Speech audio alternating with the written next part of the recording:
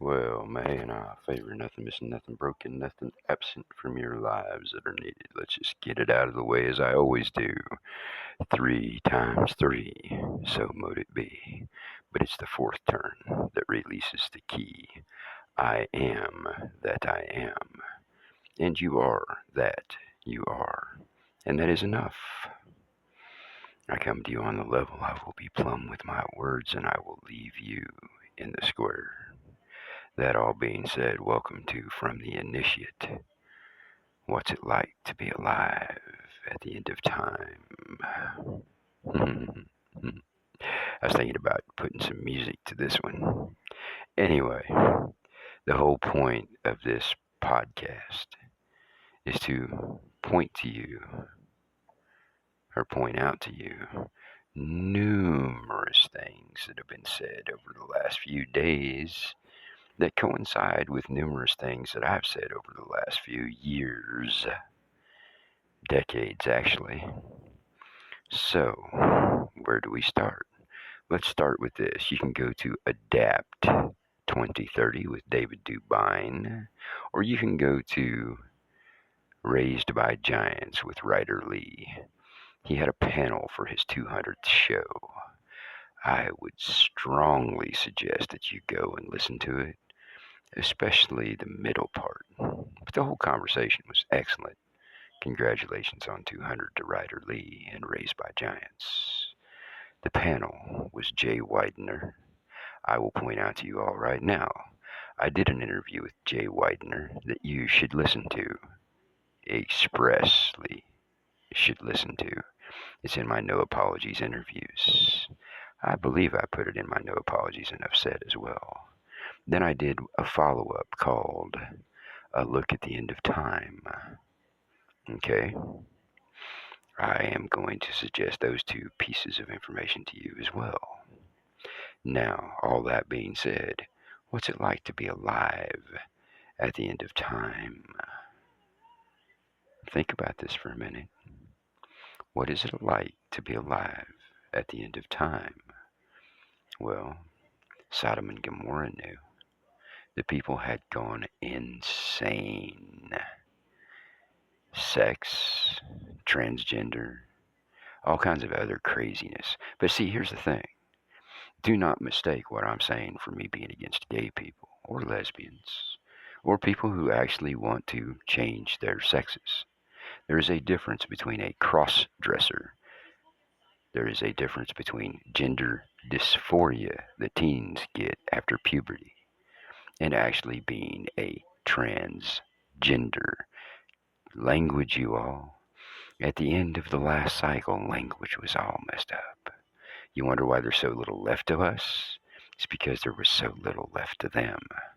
Logical, rational, intelligent, knowledgeable people were hunted down and killed out of fear. Don't believe me? Read some of the writers, Herodotus and others. Heroes, heroes were criminals and the most debased humans alive at the time. Those were the heroes of the people. Someone who stood up and said, "This is wrong," was an enemy to the people. I use Sodom and Gomorrah as an example. But let's talk about Randall Carlson and the plasma bombs from the sky in the 1800s that set Wisconsin and Michigan on fire. Set cities on fire, as a matter of fact. Yeah, we had 100 cows in the 1800s kick over lanterns, or 50 people with coal buckets that slipped and tripped and set the whole cities on fire, you all. Come on now. I did a whole set of podcasts called Occulted History. As a matter of fact, there's 3 sets of them. Then I went and I told you what the Great Resets were. I got a whole series called Great Resets.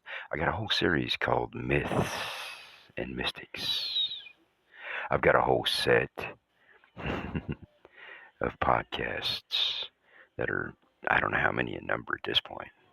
If you are just now finding Raven Kiefer And no apologies enough said. I have interviews. I have no apologies enough said. And I have laugh podcasts so you can go laugh off all the knowledge that I'm dropping on you. Okay?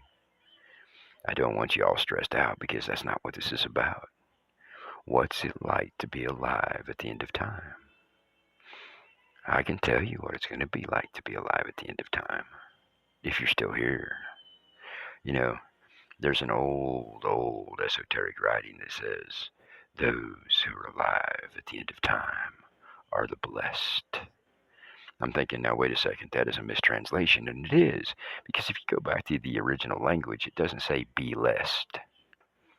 What it says is the fortunate ones. It's the best translation I could find.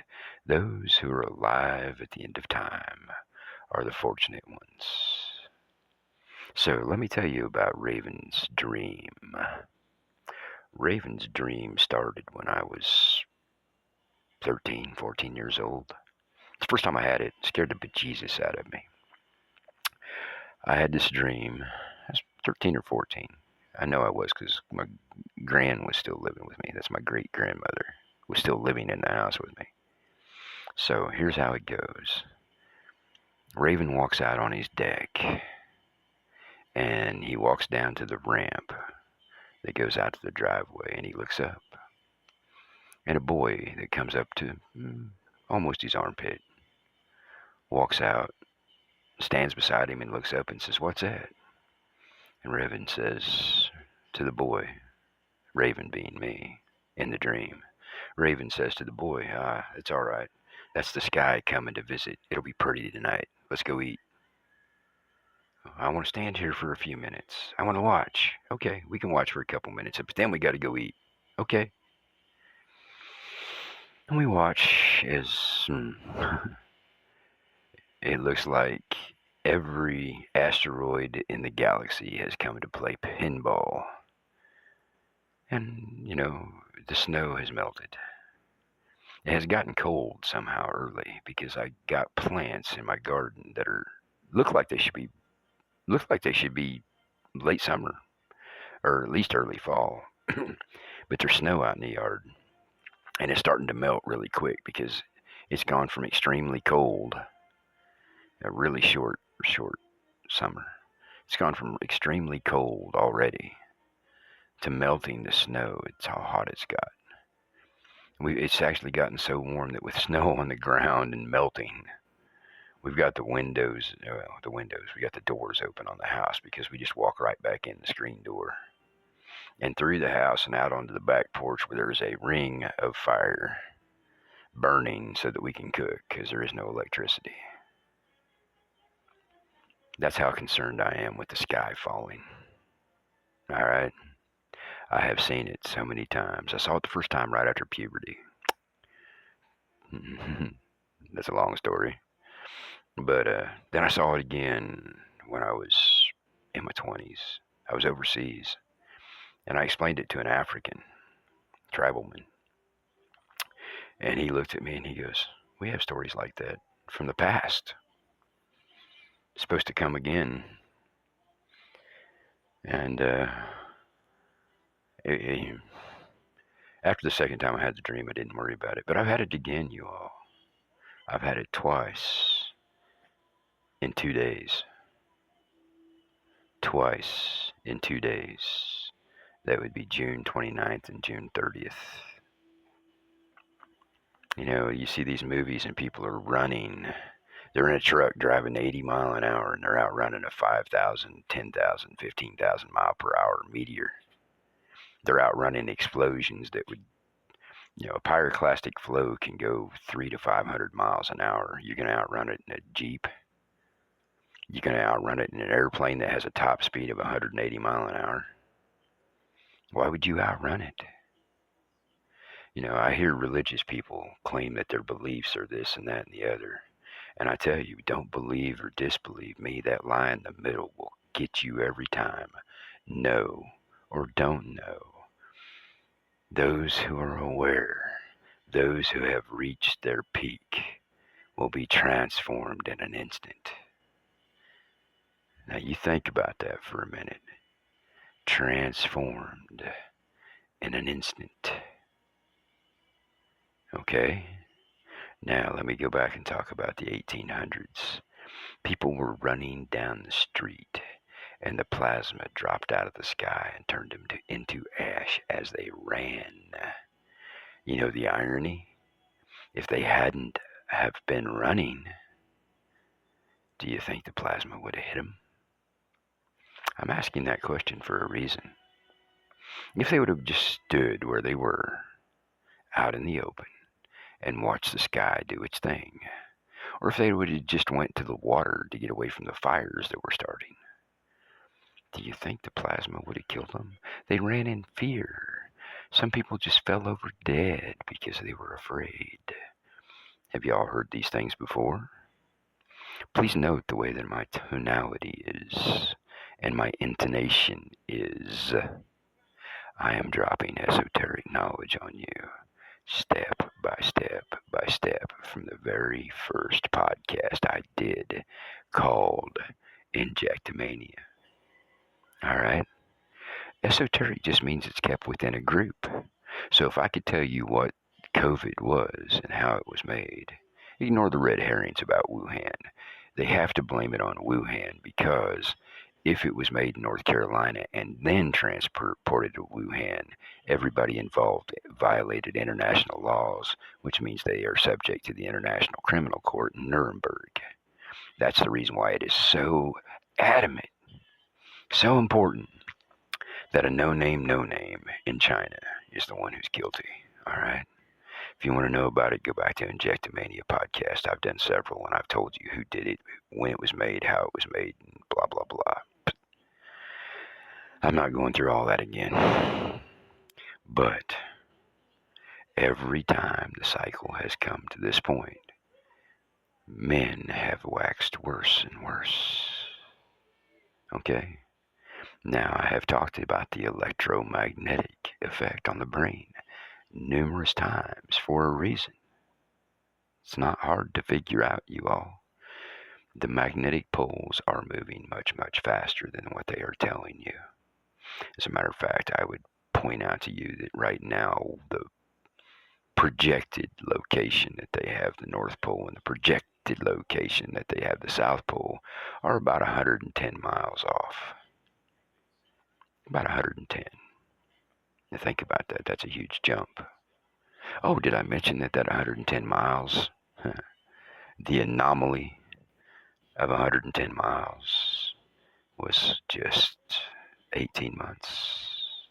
That's the fastest it's ever moved, you all, and it's speeding up.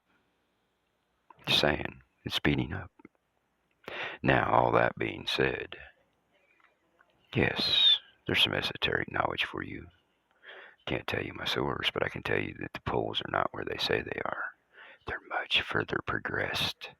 Now, what happens is the electromagnetic atmosphere that protects the earth and your brain and your neurological tissue doesn't do what it's supposed to. So if you are not grounded and you are not based and you are not in control of yourself, then you end up doing what you're seeing. Have you seen these people who are just screaming for no reason? They're completely without any self-control. They're completely without any self-recognition. They're completely without any self-esteem. Have you seen the psychopaths? Have you seen the absolutely insane? I have. You know, there are people. Here's the problem that we have, you all. As the electromagnetic fields drop, we are subjected to a different magnetic field. If you are not grounded and you're not passing that energy through you through meditation and grounding, and you are not maintaining control of your stagecoach by meditation, you're going to end up being one of those insane psychopaths you see on TV. You know, it is very, very easy to get people to riot by watching television and using inciters on social media platforms. There's another piece of esoterica for you. You can go to any social media platform right now and you can find incitors. There are inciters for the Bolshevik Liberation Movement, BLM. There are incitors for the Antifa movement. There are incitors for Muslims. There are incitors for Arabs in general. There are incitors for African Americans. There are incitors trying to stir up white supremacists, poorly imitating them, by the way, in case you haven't caught on that they are wearing tan pants and black jackets and they're feds. But it's very, very easy with the electromagnetic fields being the way they are to influence people. TV programming, brainwashing, and frequency woo. If you haven't listened to those two podcasts, I'm telling you esoteric knowledge, and I'm explaining to you why people are so ignorant and refuse to see. It's not that they refuse, it's that they can't. They have been brainwashed. They have been subjected to psychological warfare, and they have Stockholm Syndrome for their TVs that have been torturing them psychologically and subconsciously. All right? It is not just the hypnotism that the TV does, it is the torture that is in the signal. It is the brainwashing that is in the signal. They are brainwashed zombie TV addicts. The addiction part would be the Stockholm Syndrome. They have come to love their torturer. And don't forget all the psychological operations that are going on. I have said numerous times that you cannot believe anything that you see. You can't believe it from any news source. You can't believe it on any social media platform. You cannot believe it from any video or audio. If you are not standing there yourself, I can almost guarantee you 98% of it's not true. Now, how about a little bit more esoteric for you? Feed My Sheep is the name of the YouTube channel. Feed My Sheep. I'm going to put a lot of links in this description. A lot of links.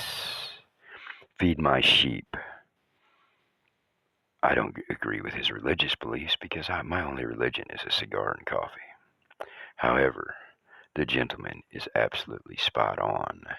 He is telling you what's going on under the ground. He's telling you about the seismic disturbances and the magma movements under the ground. Esoteric knowledge for you all. The USGS, which I call the US Bullshit Agency, has been hiding 6 and 7 and 8 and 9 magnitude earthquakes from you for years. Not for days, not for months, for years. We have had 8 magnitude earthquakes that they have called 6.3s. We have had 8.9 earthquakes that they called 6.5s. We have had a 9.2 that they called a 7.1. As a matter of fact, there were 2 9-point plus that they called 7-point plus. One was a 7.1 and one was a 7.2, according to them. However, Feed My Sheep. You will find it in the links. It'll say heliplot data. Heliplots or heliplots are how you see seismic movement that the agencies have not been telling you about. So here's a little esoteric drop for you. All right. The fires started in southern Mexico. They ran right up the Sierra Nevadas all the way up into Nevada. Fires that broke out all along the ridge where the plate's at, and the old volcanoes. Then it jumped to Montana and Idaho where there are real volcanoes.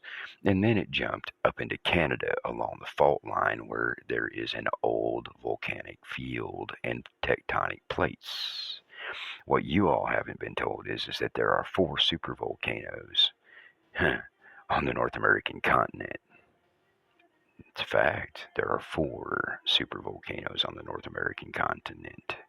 There is the one in California, and of course there is Yellowstone, and then there are 2 in Canada. Northeastern Canada, as a matter of fact, you all. Just pointing this out to you. But there are also volcanic fields in Canada, and there are volcanic fields in British Columbia, and Oregon and Washington that are not active, quote unquote, but they have been pushing lava up through those systems for years. For years. All right. So what happens is the lava pushes through and then it heats up the ground, the brush dries, and it catches fire. Now, could it be possible that agencies are setting fires and they have arsonists? Could be. But remember what I said, you can't believe anything that you see. The fires broke out right along the fault lines and the old volcanic fields in both Canada and the United States and Mexico. So all three, not just two. And if you look at the global maps, there are fires breaking out all along fault lines. All along fault lines. Did you all know that there are two volcanoes in North Carolina and that the lava has been flowing back into them? Wait a second. Shouldn't the USBS be telling you this? There's some esoteric knowledge for you. Esoteric simply means that it's kept within a small group and it's not for public consumption. There are two volcanoes in North Carolina and they have been getting magma pumped back into them. Yes. Check out the Sparta earthquakes. By the way, did you know that Alabama is dropping? One side of the Mississippi River is lowering, the other side is going up. Did you know that there was an earthquake in Minnesota 2 years ago that was only a 3.5 and it dropped the inside plate of the Midwest down over 6 feet and now it is over 9 feet drop? Yeah. Have you ever looked at the map, the naval map of the United States that shows the Great Lakes are all one lake and most of Indiana and Illinois are a part of them, all the way over to Missouri? And then the Mississippi River runs tens of miles wide instead of a couple miles. Yeah, see the whole Midwest from the volcanic zone in Lake Michigan and Lake Erie. Oh, did you all not know that there's a volcano in Lake Michigan and it washes pumice up on the shores of Michigan all the time? Yeah, they get a heavy, heavy fog on Lake Michigan, and then a couple days later there will be fresh pumice on the shores of Michigan Lake. Ah, has anybody ever told you that? There's some esoteric knowledge for you. I told you I was going to be dropping all kinds of things in this one. Things that you need to know. Things that you desperately need to know. So it's called the New Madrid Fault in the United States. And what happens is underneath the New Madrid Fault, which is actually not just in Tennessee, and not just in St. Louis, and not just in Indiana and Ohio, basically the New Madrid fracture zone goes from Ohio. Just follow the rivers, the Ohio River, the Mississippi River, right? The Missouri River. It goes all the way up into the Dakotas, around the Great Lakes, down to St. Louis. It comes from all the way over in eastern Ohio, down along the Ohio River fault zone. And all those tributaries are fault lines, you all. Same thing in Indiana. So, they know that the Wabash River runs all the way through Indiana, but what they don't understand is the Wabash River is a fault zone. It's a fracture. It is a secondary fracture of the New Madrid Zone. The New Madrid Zone was a term that was erased a long, long time ago. The New Madrid Zone is the zone that will sink. The whole thing will sink. And it'll all be part of the Great Lakes again, with a giant inland sea going to and fro the Gulf of Mexico. I'm just saying, just pointing it out. That's all. So, volcanoes, you all. Volcanoes will be going off everywhere and in places that you wouldn't expect. And right now, there are volcanoes going off all over the place that you all aren't hearing about. Why? Because you can't see them. And if you can't see them, they don't have to report them to you. Then there are volcanoes that quit going off that should be, like in the South Pacific. In the South Pacific, there are volcanoes that should be erupting on the regular. They've been erupting continuously. By the way, did you know that the rift in Africa has been erupting continuously for over 100 years? Probably 150 now. Just pointing that out. 150 years, the rift in Africa has been blowing out volcanic material. Yeah, Africa is splitting in half, you all. Just in case you didn't know it. Did you know there's a new volcano rising in the ocean off the coast of Africa? It's off the southeast coast of Africa. Brand new volcano. Right next to an old volcanic island. And it is rising very, very rapidly. Did you know there's a volcano in the Gulf of Mexico? Yeah. Did you know there was a volcano off the coast of Newfoundland and another one off the coast of New York? I bet you didn't know that. The one off the coast of New York's been acting very, very oddly for the last 6 years. And you can chase the magma. You can trace the magma channel to it by heliplot data. Just saying. You know, heliplots. You want to know what kind of magma you have running underneath you? Go to the heliplots. You know, don't have to believe me or disbelieve me. Check the ones for Alabama. Check the ones for, say, Murphy and Nettanhalion, North Carolina. It's probably a good place to look if you want to know how much magma is actually underneath your feet. There's a couple of them in Indiana and Illinois you might want to look at too. But anyway, here's the thing. What's it like to be alive at the end of time? Well, the electromagnetics go wonky. So people who aren't grounded and based and meditative and in control of themselves become uncontrolled, period. Uncontrolled. Just saying. And then they become violent and irrational and illogical and insane and psychopathic. I've seen the results of the electromagnetic tests that were done by everyone from the 1800s, late 1800s, all the way through the 1970s. They can literally, by affecting the brain with certain electromagnetic patterns or the interruption of those patterns, they can literally create a World War Z type of zombie.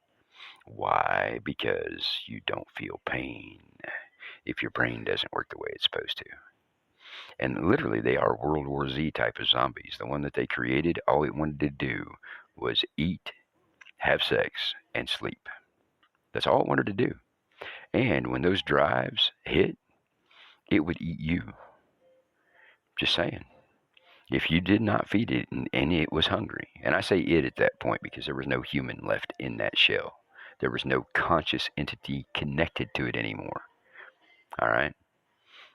That body, that physical thing was an it. There was nothing conscious connected to the subconscious that was driving it. And the subconscious that was driving it wanted sex, food, and sleep. And ironically, in that order. So, they sent a poor nurse in there.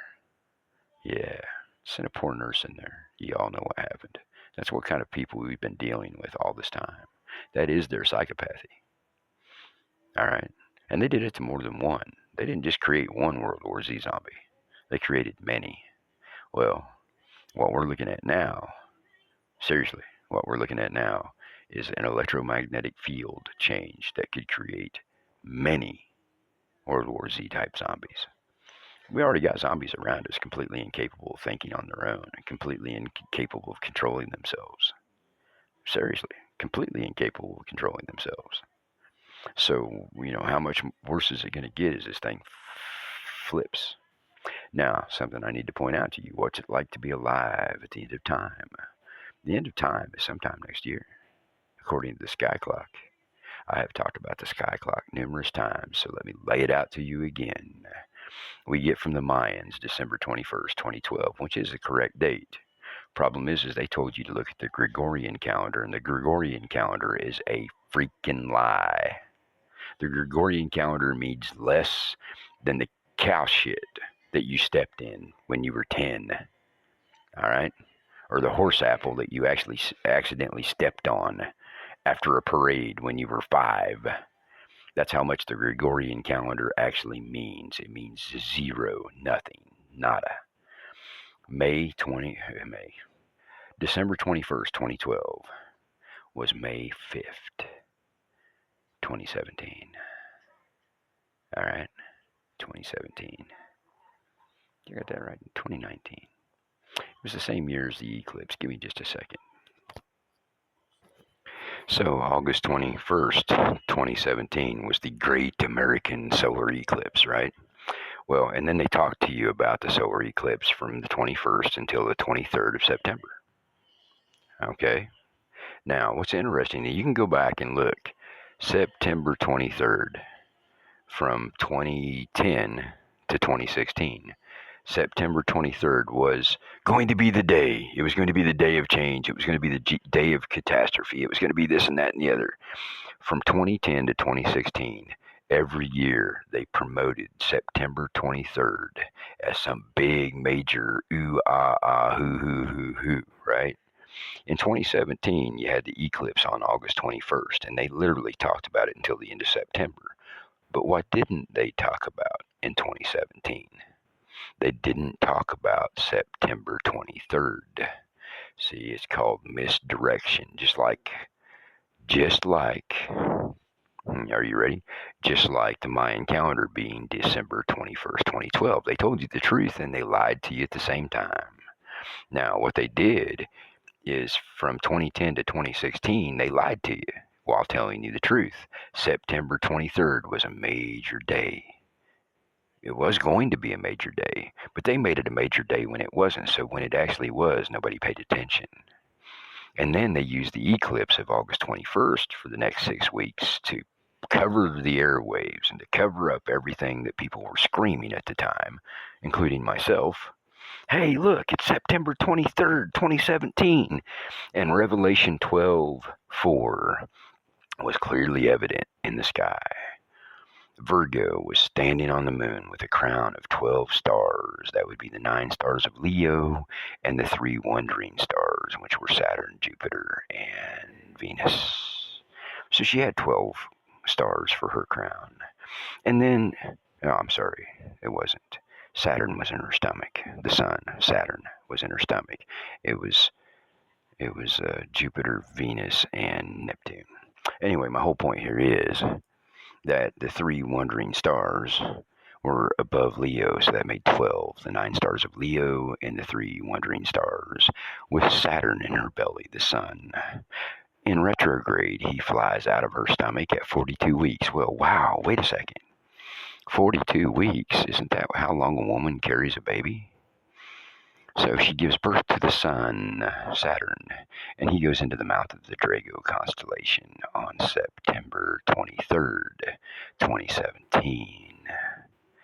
And even the religions tell you, oh, no, that can't be the sign.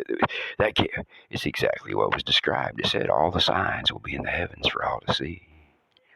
But they covered it up with the eclipse. And they also covered it up by blowing up September 23rd for 6 straight years. They even used the religious organizations to do it, the religious psyops, to convince people that September 23rd, 2010 is going to be this, and 2011 it's going to be this, and 2012 it's going to be this. Oh my! And then December 21st, 2012. Oh my God! It's terrible, horrible, awful, terrible. So what's it like to be alive at the end of time? September 23rd, 2017, Virgo standing on the moon. The Virgin is standing on the moon. She gives birth to the sun, who is fed to the dragon. And then she goes wandering into the wilderness, which means that she wanders away from the moon. Just saying. Constellation wanders off. 3.5 years later, March 5th of 2021, on the Ethiopian calendar, is December 21st, 2012. The oldest Enochian calendar. See, they gave you the right date. They gave you the wrong calendar. If you actually used a lunar calendar, which the Mayans used, you knew that December 21st, 2012 meant jack diddly shit. They even had to make all those movies and all those sci-fi and History Channel and Learning Channel and Mystery Channel shows about December 21st, 2012. And oh my God, the Mayan calendar says the end of the world. No, it says the world will begin its reset. That was March 5th of 2021. Curiously enough, that is 3.5 years later to the day from September 23rd, 2017. All right. So now let's go 3.5 years ahead. from March 5th, 2021, 3.5 years is October of 2024. So there's your 7 years of tribulation, you all. Tribulation started, according to the oldest traditions around, tribulation started on September 23rd, 2017. And it will end in the transformation of those who are ready, the instant transmutation of those who are ready on October 24th, or thereabouts, of 2024. All right? So, what's it like to be alive at the end of time? Jay Widener, A Monument to the End of Time. Raised by Giants 200th episode with their panel. You should really listen to them because they said exactly what I've been saying for years now. It just took those two getting together to realize what I've already known. On the Cross of Henday, Jay Widener, shout out, brother. A Monument to the End of Time. You should listen to his podcasts that he did. But the Cross of Henday has the sun with its tongue spitting out at you. And around it are 4 stars. They're not stars. They are the old symbols for the wandering stars, the planets. Well, on October 24th, 23rd, somewhere around in there, of 2024, those 4 gas giants are going to be in a box. Right? They're going to be in a box. And the Earth is going to be between their giant magnetic field and the sun's giant magnetic field. There are some old legends, esoteric as they might be, that for a few moments there will be no gravity. The Earth will literally be at the center of the toroidal field, or they call it the 0 point. If you don't know what the 0 point is, you might want to find out. But at the 0 point, it is all energy and there is nothing. It is all energy and nothing at the same time. But in a gravity field, which is actually just electromagnetism, there is no gravity, you all. What holds you to the ground is the charge that your body carries versus the grounding charge of the ground. If you did not carry the charge that you have, you would not be able to stick to the ground. All right? It's just electronic connection, like a magnet. Take a north and south of a magnet and put them across the table from each other and move them closer and watch them pull together. That's what holds you to the ground. It's your electromagnetic charge and the Earth's magnetic charge that holds you together. It's electromagnetism. It has nothing to do with gravity. Gravity is the greatest lie you have ever been told. Almost. There are a lot of really great lies that they've told over the centuries. There is no gravity. It's electromagnetism. That is the force. Gravity is nothing. It doesn't exist. It's a lie. Believe it if you want. Just remember there's a lie in the middle of it. Anyway, so we're going to be between 2 electromagnetic fields, giant toroids. And we're going to be in the 0 point in between them, conveniently enough. Now, that is a physicist who has figured out the mass and the electromagnetism of those 4 planets and the electromagnetism of the sun. We will be in the 0 point for a substantial amount of time. Some people say, oh, it's just a few seconds. Some people say, oh, it's, a minute. Let me explain this to you. Look at an hourglass. Look at an hourglass.